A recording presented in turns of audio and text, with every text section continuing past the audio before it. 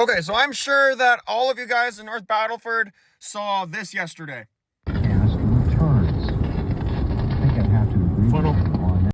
So yesterday, a rapidly intensifying supercell ended up tracking just to the north of North Battleford.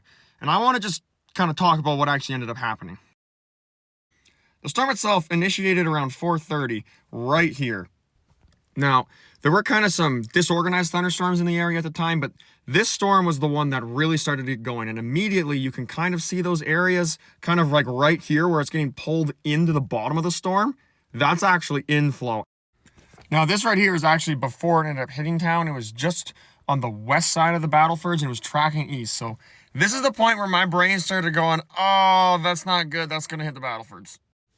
The funnel cloud actually did end up materializing. It started to develop kind of right over the Battlefords. It was very inconsistent, but it was getting stronger with every time it would recycle. You can see it kind of starting to materialize, but as the updraft intensified, the rotation got much tighter and ended up dropping towards the ground very rapidly.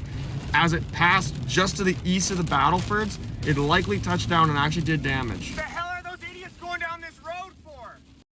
As you can see in this photo right here, you can see a huge base as the tornado tracked to the northeast of the Battlefords. So the tornado never touched down in North Battleford. It actually touched down possibly just to the east and did some damage over there. However, now in a supercell thunderstorm, you have something called an RFD, kind of right here.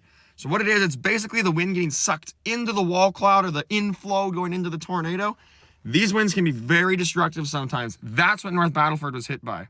The tornado did likely continue to travel east of the Battlefords, but in the Battlefords, there was quite a bit of significant damage, like trees being snapped, branches being thrown, along with quite a bit of roof damage, and even damage to signs and billboards.